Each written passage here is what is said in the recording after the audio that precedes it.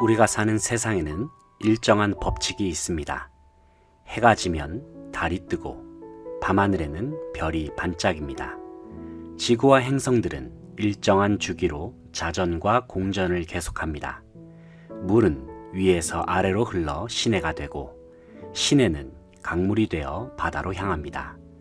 추운 겨울이 지나면 반드시 봄이 오고 들판에는 꽃들이 만발합니다.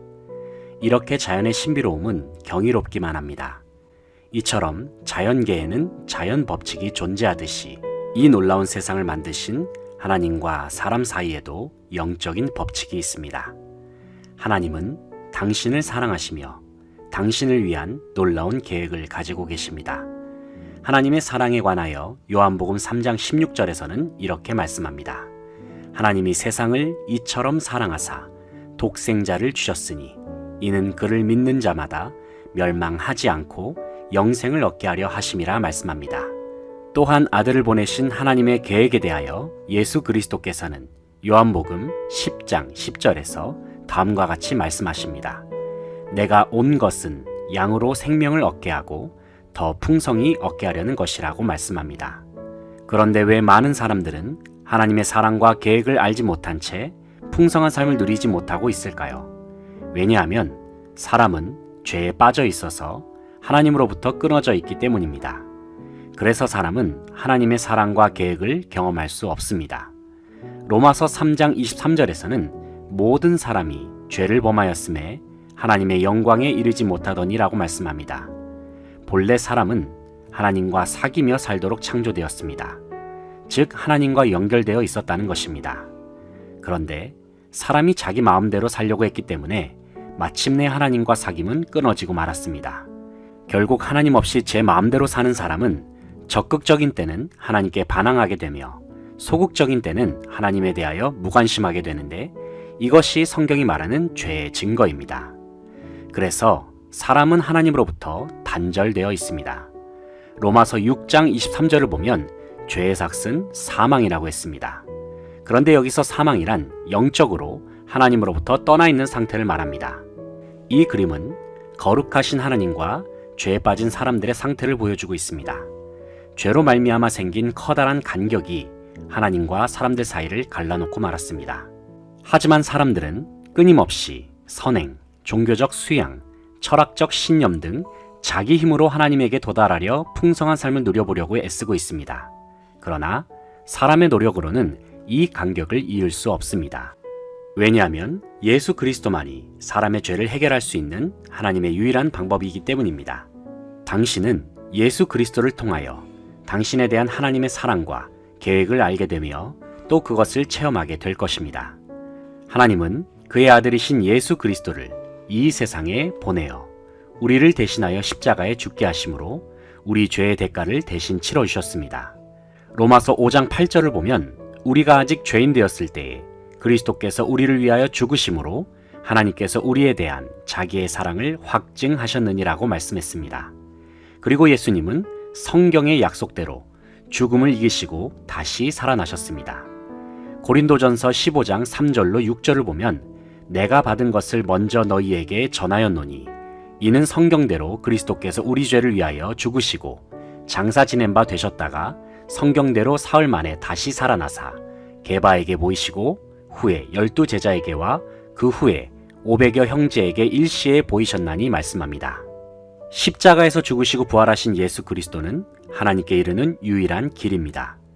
요한복음 14장 6절에서 예수 그리스도께서 말씀하시기를 내가 곧 길이요 진리요 생명이니 나로 말미암지 않고는 아버지께로 올 자가 없느니라고 말씀하셨습니다. 바로 이것이 하나님이 우리를 얼마나 사랑하는지에 대한 증거입니다. 하나님은 그의 아들이신 예수 그리스도를 이 세상에 보내어 우리를 대신하여 십자가에 죽게 하심으로 우리의 죄값을 담당케 하시고 하나님과 우리 사이에 다리를 놓아주셨습니다. 그러나 이 세 가지 메시지를 아는 것만으로는 충분하지 않습니다. 우리는 개인적으로 예수 그리스도를 나의 구원자, 나의 하나님으로 맞아들여야 합니다. 그러면 우리는 우리 각 사람에 대한 하나님의 사랑과 계획을 알게 되며 또 그것을 경험할 수 있습니다. 우리가 예수님을 영접해야 하는 이유는 무엇일까요? 왜냐하면 요한복음 1장 12절에서 영접하는 자, 곧 그 이름을 믿는 자들에게는 하나님의 자녀가 되는 권세를 주셨으니 라고 말씀하셨기 때문입니다. 그렇다면 예수 그리스도를 영접하는 방법은 무엇일까요? 바로 믿음으로 우리는 예수 그리스도를 맞아들일 수 있습니다. 에베소서 2장 8절로 9절을 보면 너희는 그 은혜에 의하여 믿음으로 말미암아 구원을 받았으니 이것은 너희에게서 난 것이 아니요 하나님의 선물이라. 행위에서 난 것이 아니니 이는 누구든지 자랑하지 못하게 함이라 말씀합니다. 특별히 우리는 각자의 초청으로 예수 그리스도를 영접해야 합니다. 요한계시록 3장 20절에서 예수님께서 말씀하시기를 볼지어다 내가 문 밖에 서서 두드리노니 누구든지 내 음성을 듣고 문을 열면 내가 그에게로 들어가 그와 더불어 먹고 그는 나와 더불어 먹으리라고 하셨습니다. 예수님은 우리의 마음문 밖에서 문을 두드리고 계십니다. 우리가 그의 음성을 듣고 문을 열면 예수님과의 교제를 시작할 수 있습니다. 예수 그리스도를 영접한다는 것은 예수님께 나를 맡기는 것을 의미합니다. 이것은 예수 그리스도를 내 안에 모심으로써 나의 죄를 용서받아 그분이 원하시는 사람이 되도록 나 중심에서 하나님 중심으로 바꾸는 것을 말합니다. 예수님을 영접하는 것은 단순히 예수님의 말씀에 지적으로 동의한다던가 감정적인 경험만 하는 것을 의미하지 않습니다. 우리는 자신의 의지의 행위인 믿음을 통하여 예수 그리스도를 영접할 수 있는 것입니다. 다음 두 그림은 두 종류의 사람을 나타내고 있습니다. 내가 나의 주인인 사람은 내 생활의 중심에 나 자신이 앉아 있으며 예수님은 내 생활의 밖에 계십니다. 모든 일을 나 자신이 결정하므로 자주 좌절과 혼란에 빠집니다. 반면에 예수 그리스도가 나의 주인인 사람은 그리스도가 내 생활의 중심에 앉아 계시며 나는 내 생활의 중심에서 내려와서 모든 것을 그리스도께 맡겼습니다. 그리고 모든 일을 그리스도께서 결정하심으로 하나님의 계획과 일치된 생활을 하게 됩니다. 어느 그림이 당신의 삶을 나타내고 있습니까? 또 당신은 어느 그림에 속하게 되기를 원하십니까? 다음은 예수 그리스도를 어떻게 영접하는가를 설명해 줍니다. 당신은 바로 지금 이 자리에서 기도로 예수님을 맞아들일 수 있습니다. 기도는 하나님과 이야기하는 것입니다. 예수님께서 당신 생활의 중심에 들어오시도록 간절한 마음으로 기도하십시오. 하나님은 우리의 마음의 중심을 알고 계십니다. 그래서 입으로 하는 말보다는 마음의 태도를 보고 싶어 하십니다. 저를 따라서 한 문장씩 이렇게 기도해 보십시오. 주 예수님, 저는 주님을 믿고 싶습니다. 십자가에서 죽으셔서 내 죄의 대가를 대신 치러주셔서 감사드립니다. 저는 지금 제 마음의 문을 열고 예수님을 나의 구원자, 나의 하나님으로 맞아들입니다. 저의 죄를 용서하시고 영원한 생명을 주심을 감사합니다.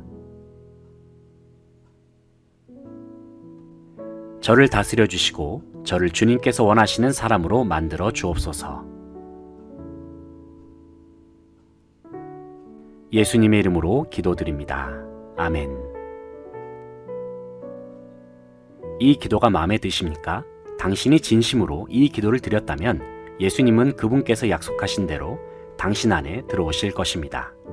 이제 당신은 예수 그리스도를 영접했습니다. 하지만 꼭 기억할 사실은 감정에 의존하지 마시기 바랍니다.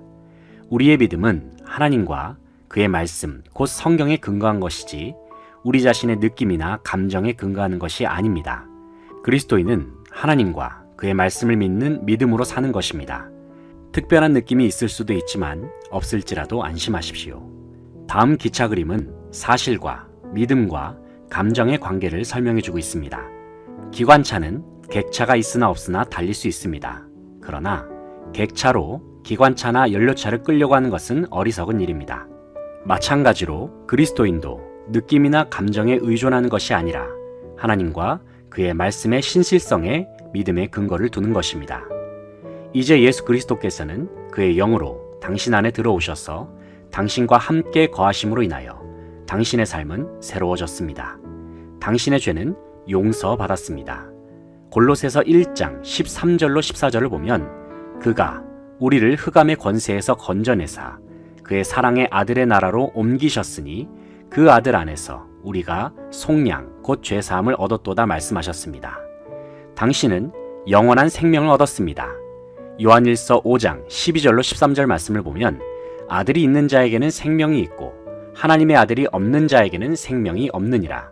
내가 하나님의 아들의 이름을 믿는 너희에게 이것을 쓰는 것은 너희로 하여금 너희에게 영생이 있음을 알게 하려 함이라 말씀합니다. 예수 그리스도께서는 당신을 떠나지 않을 것입니다. 예수님께서는 히브리서 13장 5절에서 내가 결코 너희를 버리지 아니하고 너희를 떠나지 아니하리라 말씀하셨습니다. 당신은 이제 하나님의 자녀입니다. 당신은 하나님께서 그분의 말씀이신 성경에서 말한 모든 것을 전적으로 신뢰할 수 있습니다. 그분은 결코 당신을 속이지 않습니다. 이제 하나님과의 교제 가운데 성장하려면 다음의 사항을 기억하시기 바랍니다. 첫째는 매일 하나님과 이야기하십시오. 이것이 바로 기도입니다. 빌립보서 4장 6절로 7절을 보면 아무것도 염려하지 말고 다만 모든 일에 기도와 간구로 너희 구할 것을 감사함으로 하나님께 아뢰라. 그리하면 모든 지각에 뛰어난 하나님의 평강이 그리스도 예수 안에서 너희 마음과 생각을 지키시리라 말씀하셨습니다. 둘째는 하나님의 말씀인 성경을 읽으십시오. 이것은 하나님에 대한 당신의 믿음을 키울 것입니다.